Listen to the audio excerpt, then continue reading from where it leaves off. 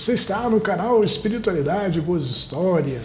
Se você está curtindo as boas histórias no nosso canal, deixe o seu like, né? Inscreva-se no nosso canal.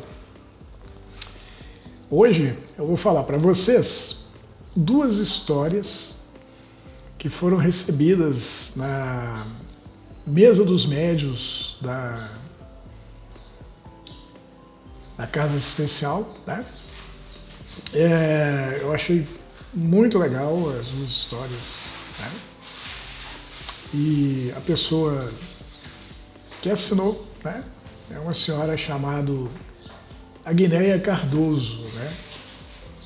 Ela diz que tem como mãe Adelina de Jesus e ela teve 4 filhos, Ana Lu, Renato, Rosane e Rosângela. A identificação que ela nos deu foi essa, né? Na casa, né, a gente não achou quem conhecesse essas pessoas, né? Mas como as duas histórias que ela enviou foram muito interessantes, eu pensei, não, por que não colocar no canal, né? Que são duas histórias que nos fazem refletir, né, profundamente, né, do maior interesse do nosso espírito, né? Então eu vou falar aqui para vocês a primeira história. Ela chama Tijolos e Flores. Depois eu vou contar para vocês a segunda história, que chama Estrela, né? Será um vídeo duplo. Em vez de você ter uma boa história, você terá duas boas histórias para pensar.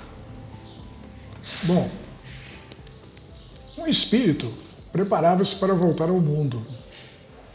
Cuidadoso, pois sabia que deveria aproveitar a oportunidade de crescer o melhor possível, aguardava ansiosamente poder exercitar as virtudes quando estivesse outra vez encarnado, para poder interiorizá-las, pois uma vez que se tornasse um hábito, o tornaria o merecedor de sentar-se à mesa do grande banquete dos bons, cujo lugar na cabeceira pertenceu ao Cristo.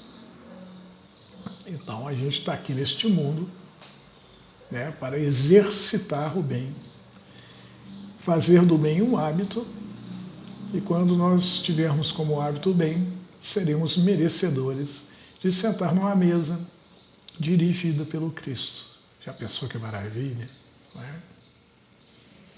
O espírito estudou muito, trabalhou bastante enquanto no plano espiritual em favor dos espíritos caídos, intuiu os vivos as melhores práticas, procurando levar uma existência espiritual valiosa.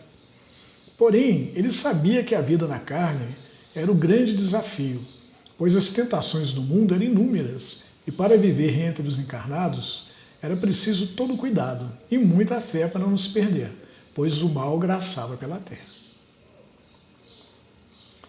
Tudo preparado para mais um investido na carne, faltava apenas escolher o trabalho que o espírito faria para poder ganhar o pão que o sustentaria. Para tanto, o mentor espiritual do espírito sugeriu a ele que desse uma olhada no banco de dados que continha o histórico de suas encarnações passadas, para ver se alguma delas podia inspirá-lo. Diante do monitor do computador, o espírito ia vendo vídeos em que ele aparecia fazendo muitas coisas, quando o mentor apareceu para ver como andavam suas escolhas.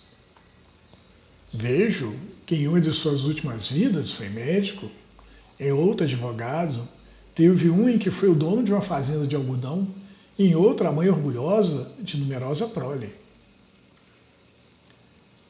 Meu mentor, eu também fui mendigo, ladrão, e teve até uma vida em que morri jovem em uma guerra, em que achei que voltaria rico como um herói, vivo e cheio de medalhas, mas onde a única propriedade que consegui foi uma vala rasa onde foi jogado meu corpo depois de morto.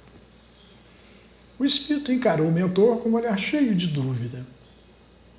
Fico pensando qual dessas experiências mais beneficiou o meu espírito. O mentor sorriu e disse: penso que uma maneira de medir o sucesso ou o fracasso de uma encarnação é saber o tanto que foi ou deixou de ser marcante a nossa presença na vida daqueles que dividiram o caminho conosco. Mas como eu vou saber disso? Na rede, você vai achar as pessoas que conviveram com você em cada encarnação e o endereço eletrônico de cada uma atualmente, de forma que poderá perguntar, se desejar, qual a sua importância na vida delas. Seguindo a orientação do mentor, o espírito saiu atrás da verdade de cada uma das suas encarnações. Perguntando sobre o médico, descobriu que ele era respeitado na cidade onde morava, que ficou rico cuidando da saúde dos ricos, que havia se casado e tido 4 filhos e que era um homem orgulhoso de seus feitos. Do advogado ficou sabendo que sua luta era em defesa de quem podia pagar mais e que, apesar de ser um homem honesto, nunca pelejara na justiça em favor de um pobre. Da mãe de muitos filhos, soube que ela era uma mulher rica e que não cuidou de filho nenhum, tendo deixado os cuidados dos filhos com as empregadas. Da vida de mendigo, soube apenas que morrera de frio e de fome, depois de passar uma vida mendigando, e do cárcere descobriu que a maior perda de um homem é o da sua liberdade. Na encarnação que ele ficou preso, né? Quando fora soldado, fizeram alguns amigos. Jovens tolos que acreditaram que a guerra iria lhes trazer alguma vantagem, tendo recebido da guerra apenas a morte, ou a guerra lhes arrancou os pedaços, ou os deixou aleijados das ideias. Né? Quantos não piram, né, quando vão à guerra? Curioso, o mentor veio ter com o espírito para saber o que ele escolheu. Aposto que voltará a ser médico. O espírito levou a mão aos cabelos. De todos que conversei e com quem convivi do tempo em que fui médico, um ou outro se lembrou de mim. Sei que o advogado era considerado um homem brilhante, profundo conhecedor das leis do tempo dele. Cara, com sua cabeça lá, né? Mas assim como médico, ninguém me deu notícia dele. Mas o advogado também foi esquecido. Né? E quanto ao fazendeiro de algodão? É a mesma coisa que os outros 2. Ele não foi lembrado por ninguém com quem falei. A mulher? Nunca vi filhos que não soubessem quem era a mãe deles pela ausência dela, o que é o caso da mulher que eu fui. Não vai me dizer que voltará a ser mendigo? O espírito sorriu. Bom, pelo menos quando mendigava, fiz com que as pessoas refletissem sobre a miséria humana. E quando ganhava uma esmola, sentia que havia sido usado por Deus para proporcionar a quem me deu a esmola a oportunidade de fazer um ato de caridade e assim ficar mais perto do céu. Espero que não escolha ser soldado. Quando fui soldado, acabei enterrado junto com a minha vaidade. E quanto à prisão? O homem que perde a liberdade perdeu tudo o que tinha de mais importante. E pelo menos essa lição eu aprendi com a prisão. Muito bem. O que decidiu então? O espírito pensou. Das minhas últimas encarnações, a que é lembrada pelas pessoas com quem convivi é a de um pobre palhaço. O nome dele foi esquecido e a cara, cada um com quem conversei me disse que era de um jeito.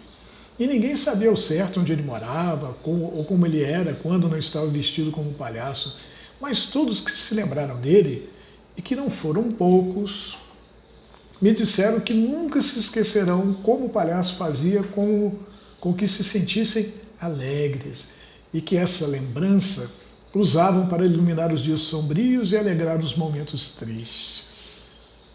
Poxa vida, né? O mentor sorriu. É uma excelente escolha, pois o médico, o advogado e o fazendeiro e a mulher em nada se importavam um pelo outro. O mendigo, ladrão e soldado foram uma tentativa da vida de fazer você mais humilde, abrindo assim os olhos para o seu irmão. Porém, pouco puderam fazer pelo outro. Contudo, o palhaço deu tudo de si pela alegria alheia. Em uma encarnação, é semelhante à construção de uma obra feita de tijolos e flores, sendo que todo novo dia o encarnado luta para sobreviver, oferecendo assim à vida um novo tijolo para a obra de sua própria construção. A necessidade nunca nos deixará esquecer a ciência de fazer tijolos.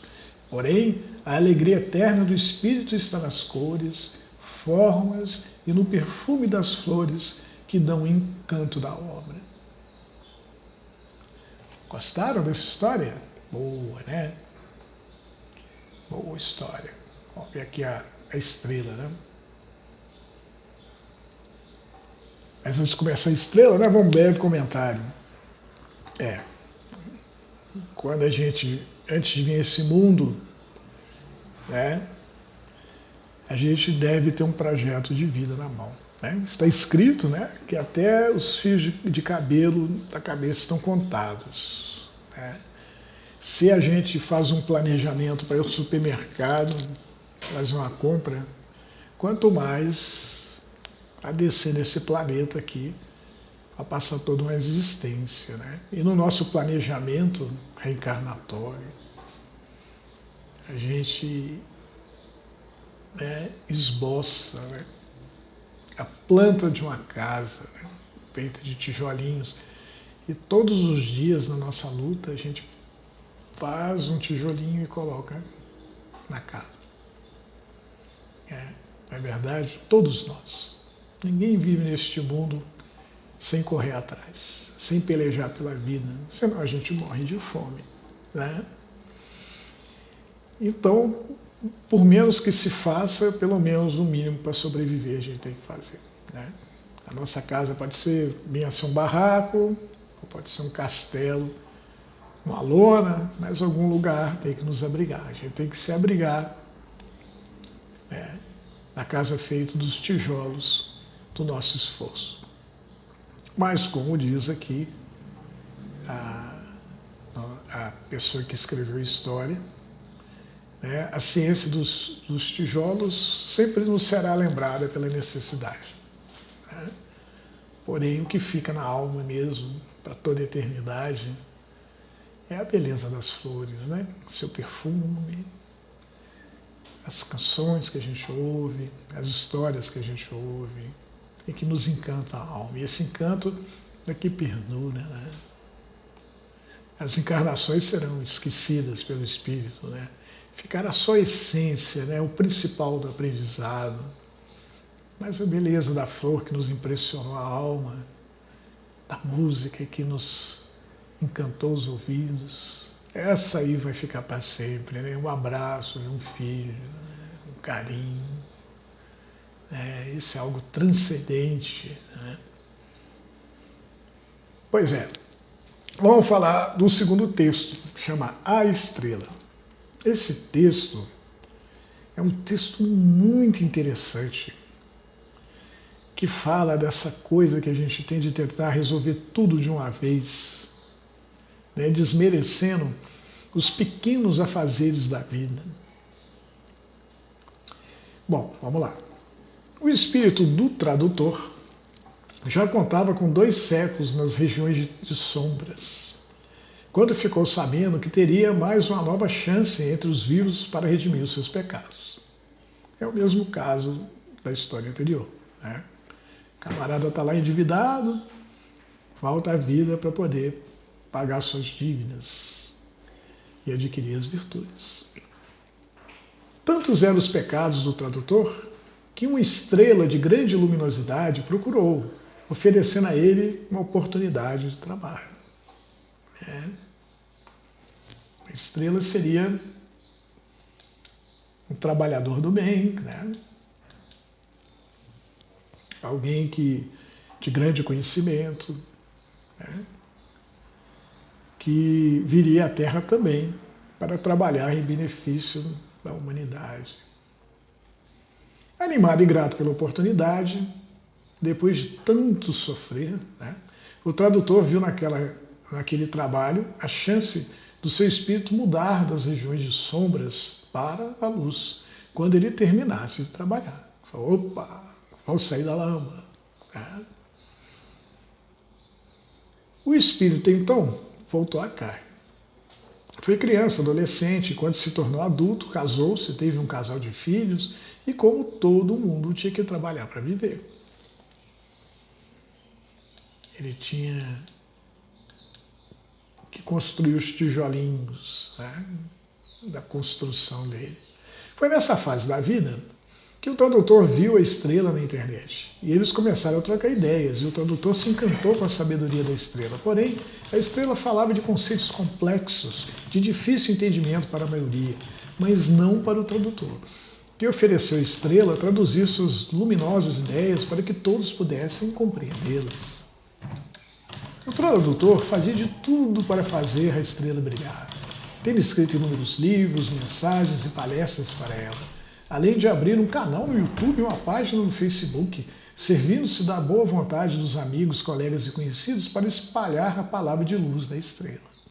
Quer dizer, o cara vestiu a camisa mesmo, né? Estava empenhado em fazer a estrela brilhar. Como o brilho da estrela começou a se expandir, ela passou a exigir cada vez mais do tradutor. Ora, você está descumprindo o nosso trato. É que eu tenho família para cuidar, responsabilidades com o meu emprego, pois é dele que tiro o recurso para pagar o pão, e comigo mesmo, pois ando cansado, me faltando forças para seguir em frente. A estrela parecia indignada. Pensei que quisesse a minha luz para iluminar a noite escura da sua existência. O camarada virou, né, o tradutor. Disse Jesus que é impossível servir a dois senhores. Aí a estrela falou com o tradutor. O mestre também falou que aquele que quer ser perfeito deve deixar tudo e segui-lo. O tradutor encarou a estrela e disse que não dava mais conta. O tradutor estava cansado. Está escrito que o empregado que enterrou o seu talento foi atirado nas trevas por ordem do dono da obra, disse a estrela ao tradutor. Não teme ter o mesmo destino, meu amigo? Aí o tradutor retrucou. Temo que o orgulho me roube a minha família, pois cada vez me pede mais, e menos faço pelos meus. E o preço da omissão eu abandono. E prefiro perder a sua luz que deixar de ser a luz que meus filhos precisam. Indignado, a estrela falou assim. Estou lhe fazendo um favor, pois muitos querem traduzir os meus pensamentos. E humildemente o tradutor falou, eu agradeço sua generosidade, mas não me sinto mais em condições de traduzir sua palavra, pois ela passou a me pesar em vez de ser luz no meu caminho. O tradutor se foi. E a estrela arrumou outros tradutores, evidentemente, né? São muitos os trabalhadores que são chamados pela luz. É porque a luz não é boba, né? A luz sabe que o trabalho é árduo, as dificuldades são grandes. E às vezes um trabalhador começa, o outro vem a seguir, e o outro, até terminar o trabalho, né? Deus dá a cada um conforme a sua capacidade de suportar. Deus não coloca fardos pesados em ombros frágeis, né? Bom, quando os dias do tradutor acabaram, seu espírito voltou às trevas. Triste, aguardava a nova chance de voltar à carne para poder viver as experiências que proporcionariam a ele a chance de praticar o bem, tornando-o merecedor de ir viver na luz. Quando viu fachos de luz descendo do céu, e imaginou que fosse a estrela que havia vindo resgatá-lo. A estrela não me esqueceu. Bendita seja a estrela, né? Benditos sejam os iluminados. Mas os fachos de luz foram tomando a forma humana. E os filhos, a esposa, os amigos do tradutor se materializaram à sua volta. E sorrindo, tiraram o tradutor do vale de dor, lágrimas e ranger de dentes, e o levaram para o céu da consciência tranquila, pois não são as grandes obras que salvam, mas o cumprimento dos pequenos compromissos que fazemos com quem amamos e com aqueles que esperam de nós nos compromissos do dia a dia. Veja que belo texto, não é? Às vezes a gente acha que precisa salvar o mundo para se salvar. Mas o Chico tem uma frase que eu já usei em textos anteriores, que ele fala que Jesus não espera de nós, né, que a gente suba o Everest, né, ou sacrifícios incríveis. Jesus só nos pede que nós amemos uns aos outros, né? E o amor, o verdadeiro amor, é cuidar de quem está do lado da gente, do filho, da esposa, do amigo, do companheiro de serviço, dos parentes, das pessoas que nos procuram, né? Procuram o nosso auxílio, às vezes o auxílio remunerado quando está no nosso trabalho, às vezes o auxílio na casa especial, às vezes o auxílio em algum lugar, né? No ponto do ônibus, para onde é que vai isso? Você fala, vai para lá. A boa vontade, né, é o caminho, né? A boa vontade resolve tudo, né? Então não são as grandes obras que salvam. As grandes obras, elas servem apenas para nos envaidecer. As grandes obras são para os grandes espíritos, né? E quando nós somos chamados para uma grande obra, a gente tem que lembrar que essa grande obra não é nossa, nós somos apenas um operário. Quem é o dono da obra é o mestre, né? E que se ele nos deu trabalho, é que é para através do nosso trabalho, né, a gente consiga interiorizar as virtudes que farão com que a gente se sente no banquete, na mesa de banquete onde Jesus está na porta, né? Esse pensamento liga os dois textos que a gente acabou de falar, né?